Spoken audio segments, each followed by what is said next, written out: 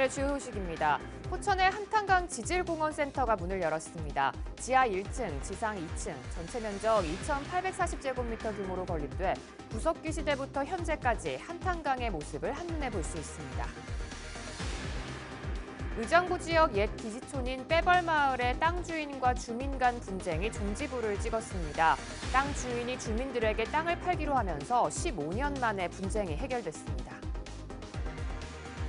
동두천시가 지역 카페인 동두천 사랑카드로 산후조리비 50만 원을 지급합니다. 지원 대상은 올해 1월 1일 출생아부터 적용됩니다. 전국에서 가장 많은 양의 불법 폐기물이 경기도에 있습니다. 국내 불법 폐기물의 절반이 넘는데 도는 폐기물과의 전쟁을 선포했습니다.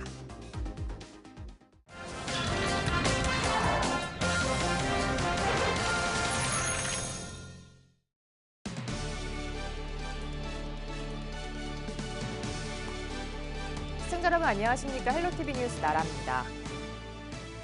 포천의 한탄강 지질공원센터가 문을 열었습니다. 한탄강 지질공원센터는 지하 1층, 지상 2층, 전체 면적 2,840제곱미터 규모로 건립됐습니다. 지질공원센터는 한탄강의 생성 과정과 지질학적 가치를 알아보는 지질관, 한탄강과 관련한 이야기와 동식물로 꾸민 지질문학관, 한탄강 국가지질공원과 세계지질공원에 대해서 알아보는 지질공원관 등으로 구성됐습니다. 또 지질 생태체험관과 4D 협곡탈출 라이딩 영상관, 야외 놀이시설 등과 다목적 세미나실, 강당 등 탐방객의 체험 교육을 지원하는 공간을 갖추고 있습니다. 한탄강은 독특한 지질과 지형적 가치로 지난 2015년 12월 국가지질공원으로 인증받은 곳입니다. 경기도와 강원도는 한탄강 국가지질공원의 세계지질공원 인증을 위한 신청서를 냈고 인증 여부는 내년 4월에 결정됩니다. 금년도에 이제 7월에 유네스코가 현장 답사를 통해서 2010년도 4월에 세계 지질공원으로서 유네스코가 앞으로 발표할 계획으로 그렇게 되어 있습니다. 이것을 통해서 앞으로 지역의 포천뿐만 아니라 연천, 모두가 관광의 인프라를 새롭게 구축해 나가는 중심 역할을 하는 그런 현장의 그 역사적인 이런 것과 자연적인 것이 함께 공유하는 그런 관광지로서 또 공원으로서 그렇게 되지 않을까 이렇게 보고 있습니다. 의정부 지역 옛 기지촌인 빼벌마을의 땅 주인과 주민 간 분쟁이 15년 만에 해결됐습니다. 기존에 이 땅을 빌려 쓰던 주민들이 쫓겨날 위기에 있었는데 땅 주인인 전주이시 신성궁파 명산중중이 주민들에게 땅을 팔기로 결정했습니다. 이 마을 130가구 중 110가구가 해당됩니다. 빼벌마을은 1960년대 미군 캠프 스탠리 주둔으로 상점이 하나둘씩 생기면서 형성된 기지촌입니다. 이 중 3만 3천여 제곱미터가 전주이시 신성궁파 명상종중 땅으로 그동안 주민들이 빌려서 사용하고 있었습니다. 동두천시가 지역 화폐인 동두천 사랑카드로 산후조리비를 지급합니다. 지원 대상은 2019년 1월 1일 출생아부터 적용되며 출산일 기준 부 또는 모가 1년 전부터 현재까지 경기도에 주민등록이 되어 있는 출산 가정이면 가능합니다. 신청은 출산일 기준 12개월 이내에 지역 행정복지센터에 방문 신청하고 소득 수준과 관계없이 출생아 1인당 50만 원을 지원받을 수 있습니다.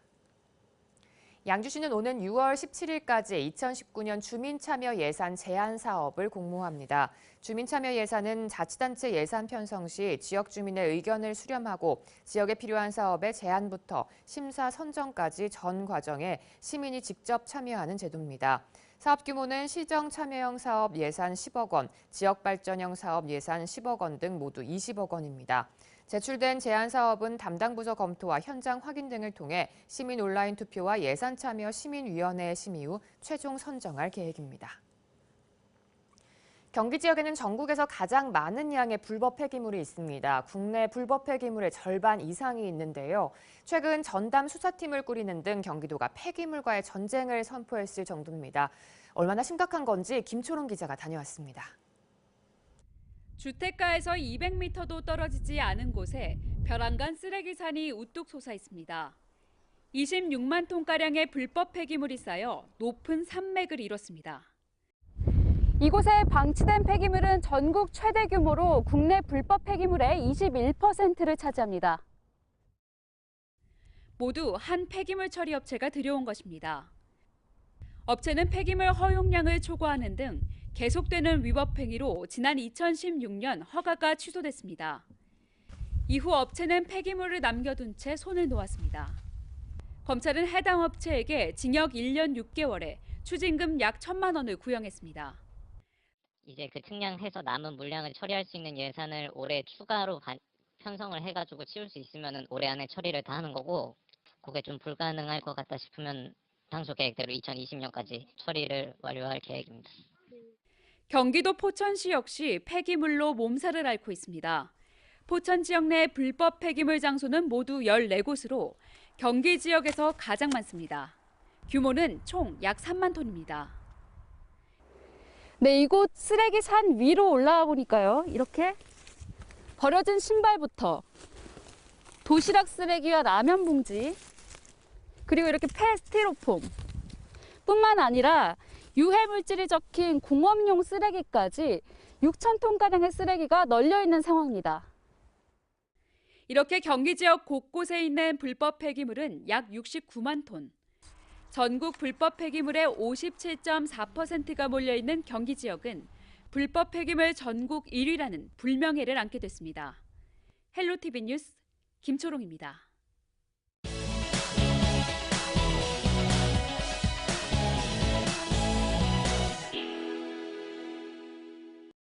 미니인터뷰 시간입니다. 총선이 이제 1년여 앞으로 다가왔죠. 각 정당의 원외 지역위원장들은 지역활동을 서서히 늘려가고 있는데요. 오늘은 민주당 동두천, 연천의 유진현 지역위원장을 만나 내년 총선에 임하는 각오를 들어봤습니다.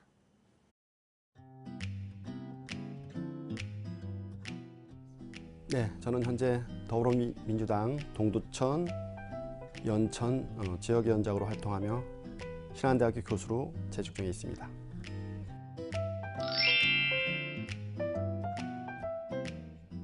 예, 지난 선거는 정말 저에게는 어려운 선거였습니다. 짧은 기간에 출마를 결심하고 조직이라던가 이 전략 이런 부분들이 제대로 갖춰지지 않았기 때문에 실패할 수밖에 없는 그런 선거였습니다.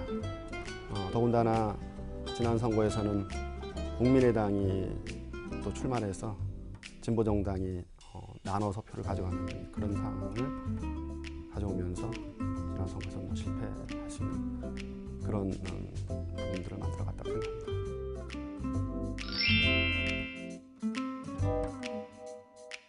저는 사실 걱정은 하진 않습니다. 그래서 지난 2016년도 총선을 치르면서 무엇보다도 정말 그 험지에서 어려운 선거를 치렀기 때문에 또 준비되지 않은 그런 선거 상황에서도 최선을 다해서 열심히 뛰어서 그래도 많은 득표를 했기 때문에 내년 선거가 2016년 상황보다 나빠지지는 않는다고 생각합니다. 그래도 정부 여당으로서 또 함께 협력해서 지역의 여러 가지 현안 문제라든가 여러 정책들을 해결해 나갈 수 있는 부분, 이런 부분들은 그래도 도움이 된다고 생각하기 때문에 저는 내년 선거 확신하고 있습니다.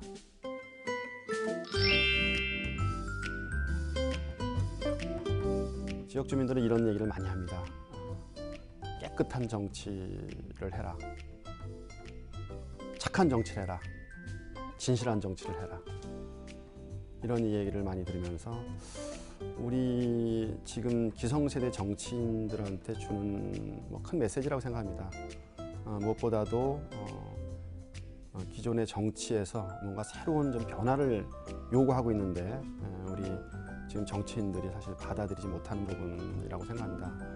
그래서 저는 누구보다도 그동안에 살아오면서 진실하게 살아왔고, 그리고 누구보다도 성실하게 살면서 타인에 대한 배려라든가 또한 지역민들을 섬길 수 있는 이런 자세라든가 이런 부분은 누구보다도 제가 장점이라고 생각합니다.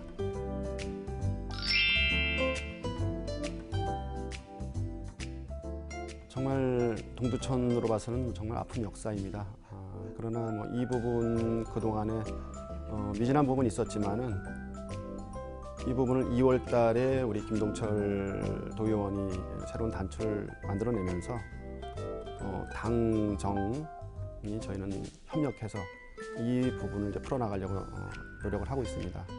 여러 가지 행정적인 제재라든가 그리고 우리 재생병원이 필요한 부분이 있다면 우리가 때로는 또 우리가 행정적으로 도와줘야 될 부분들 여러 가지 절차상의 이제 어려운 부분들 이런 부분들을 지역이 도와야 될 부분들 또 당이 도와서 해결될 부분들을 같이 함께 협력해 나가면 충분히 저는 재생병원이 조기 개원이 좀 가능하다고 좀 믿고 있습니다.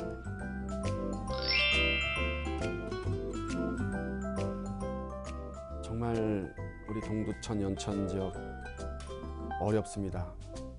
청년들이 일할 수 있는 일자리 하나가 제대로 만들어지지 않았습니다.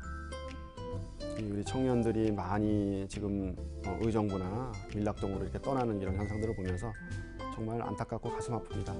그래서 무엇보다도 저는 관광학을 전공한 관광 전문가로서 우리 지역에 관광 서비스 산업을 육성해서 우리 청년들을 끌어들이고 다시 이 지역에 정착할 수 있게 만드는 그런 정책을 펴나가려고 준비를 하고 있습니다. 충분히 여러 가지 지금 준비하는 부분들을 이제 시간이 되면 다음에 또 제가 이제 좋은 정책들을 이렇게 좀 말씀드리도록 하겠습니다.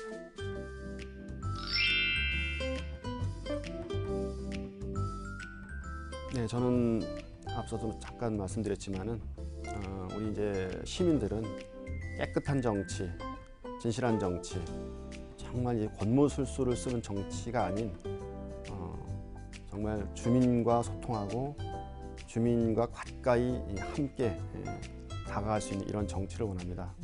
그래서 누구보다도 저는 그동안에 제가 살아온 삶이 누구가 됐든 간에 섬길 수 있는 부분들 그리고 저는 저에 대한 희생 이런 걸 항상 각오하고 살아온 사람이기 때문에 앞으로는 제가 정치인으로 새롭게 세워진다면은 주민과 소통하고 주민과 화합하고 주민을 섬기고 정말 참 봉사자의 자세로 살아갈 수 있는 그런 정치인이 되도록 정말 노력하겠습니다.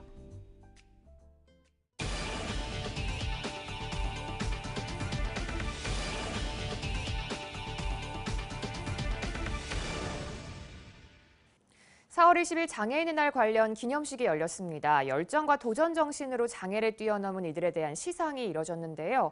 행사에 참석한 이재명 경기도지사는 차별받지 않는 경기도를 위해 장애인들이 당당하게 목소리를 내달라고 주문했습니다. 최창순 기자입니다. 올해로 39번째를 맞는 장애인의 날 기념 행사. 장애인 인권 헌장 낭독으로 시작을 알렸습니다. 장애인은 인간의 존엄과 가치를 지키며 행복을 추구할 권리를 가진다. 이어 열정과 도전 정신으로 장애라는 한계를 뛰어넘은 으뜸 장애인에 대한 시상이 이루어졌습니다. 지체 장애를 딛고 휠체어 농국의 거목이 된 고 광혁 감독과 청각 장애를 극복하고 수십억 원의 매출을 올리는 창업가 고 광채 씨. 지역 사회에서 장애인의 권익을 대변하고 있는 정초근 씨가 수상에 영예를 나눴습니다. 지금 안에 중계 방송도 하고 올림픽이라는 것도 하고 이제 인식 개선이 많이 된 것 같아요. 그래서 일부 사람들은 많이 관심을 갖고 봐주시러 오시고 옛날보다 많이 좋아진 것 같아요. 그래서 보람도 좀 느끼고 있습니다. 장애인의 인권과 복지 향상을 위해 노력한 유공자 13명에 대한 시상도 진행됐습니다. 기념식에 참석한 이재명 경기도지사는 장애인에 대한 차별과 편견을 없애고 모두가 인간으로서 존중받는 사회를 만드는데 장애인들이 합리적 연대를 통해 적극 힘을 보태줄 것을 주문했습니다. 차별이 없는 사회, 그런 사회를 만드는 것은 바로 여러분들의 몫이죠. 스스로의 힘을 키우고 연대를 강화하고 또 여러분들이 만들어내는 현장에서의 좋은 정책들이 우리 경기도정에 반영될 수 있도록. 오늘 25일엔 양주 옥정체육공원에서 시각장애인 한만 대축제가 열릴 예정. 장애인 주간을 맞아 도내 곳곳에서 50여 건의 다채로운 행사가 펼쳐집니다. 경기주의 TV 최창순입니다. 케이블 TV의 콘텐츠 파워를 한눈에 볼 수 있는 2019 케이블 TV 방송대상이 중소기업 중앙회에서 열렸습니다. 지역성을 강화하고 지역사회와의 소통을 확대한 지역 채널 SO의 활약이 눈길을 끌었습니다. 손성혜 기자입니다. 올해 케이블 TV 방송대상은 콘텐츠의 다양성과 공공성에 주목했습니다. 지난 한 해 케이블 TV는 드라마에서부터 예능, 음악까지 장르를 넘나들고 지역의 재난 발생에 발빠르게 대처하는 등 공공성을 강화했습니다. 다양한 분야로 수상 범위를 넓혀서 케이블 TV가 지향하고 있는 다양성 그리고 특별히 지역성이 강화되도록 이번 강원도 산불 사건에서도 나타났듯이 저희들 케이블 TV 지역 채널들이 매우 신속하게 재난 방송을 하고 2019 케이블 TV 방송대상. 먼저 보도와 교양 등 14개 부문에서 우수 프로그램과 제작자들에 대한 시상이 진행됐습니다. 지역 문제에 대한 솔루션을 제시하고 지역 주민의 다양한 모습을 담은 작품이 두드러졌습니다. 우리 사회 문제에 대한 솔루션을 제시할 수 있는 이런 맡은 바 소임에 열심을 다하겠습니다.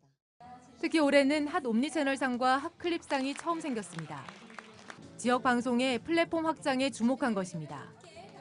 지역 채널에 머물러 있지 않고 저희가 온라인으로 지역의 좋은 정보들을 전달하고 또 재미난 영상 콘텐츠와 카드 콘텐츠를 만들어서 지역사회 발전을 위해 지역 방송과 함께한 지자체를 뽑는 우수 지자체상도 신설됐습니다. CJ 헬로와 재난을 넘어 문화, 관광, 교육, 복지의 다양한 분야의 교류 협력을 강화하여 지자체와 케이블 TV가 상생 발전할 수 있는 롤 모델을 만들어 가도록 그렇게 하겠습니다. 이처럼 케이블 TV는 지역 사회와의 소통을 통해 SO 지역 채널의 영향력을 확대시켰다는 평가입니다. 플랫폼 서비스의 글로벌화 등 미디어 환경의 변화 속에서 콘텐츠의 가치를 창출하고 있는 케이블 TV. 그중에서도 지역 이슈의 공론화부터 주민의 안전망까지 지역 방송의 역할이 더욱 기대되고 있습니다. 헬로티비 뉴스 손성혜입니다.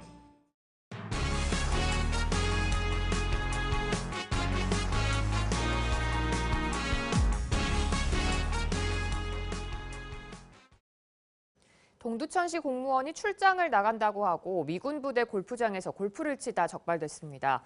공무원 A씨는 17일 오후 연차 중인 동두천시 공무원 3명과 함께 보산동 캠프 K시 골프장에서 골프를 쳤습니다. 이는 같은 시각 해당 부대를 방문한 이상구 동두천시 부시장이 목격하면서 알려졌습니다. 이 부시장은 골프를 친 4명을 불러 질책했습니다. 공무원 A씨는 부시장의 질책을 받은 뒤 오후에 휴가를 낸 것으로 알려졌습니다. 의정부 장암동 소각장 이전에 대한 주민 반대 목소리가 높아지고 있는 가운데 의정부시가 주민들을 설득하기 위해 나섭니다. 의정부시는 이달 말부터 2달여간 모두 21차례에 걸쳐 밀락동 아파트 20개 단지와 자일동을 대상으로 소각장 이전에 대한 순회 설명회를 엽니다. 시는 또 순회 설명회가 끝난 후에도 시민 30명 이상이 공청회 개최를 요청할 경우에는 7월 초쯤 공청회를 열 계획입니다. 의정부시 자원순환과 관계자는 현재 장암동 소각장이 노후돼 2023년까지 새 소각장이 마련되지 못하면 쓰레기 대란이 발생할 수 있다며 시민들의 적극적인 협조를 부탁한다고 말했습니다. 의정부 쓰레기 소각장 이전을 두고 인접 지자체의 반대 목소리가 높아지는 가운데 포천 출신 자유한국당 김영우 국회의원도 문제 제기에 나섰습니다. 김영우 의원은 지난 15일 국립수목원장과 만나 수목원에서 수백여 미터 떨어진 곳에 쓰레기 소각장이 들어오는 것은 심각한 문제라며 수목원에 피해가 없도록 해야 한다고 말했습니다. 김 의원은 앞서 지난 10일에는 김재현 산림청장을 만나 의정부 쓰레기 소각장 이전 문제를 거론했습니다. 김재현 산림청장은 쓰레기 소각장으로 인해 국립수목원에 어떤 영향이 있을지 면밀히 살펴보겠다고 말했습니다.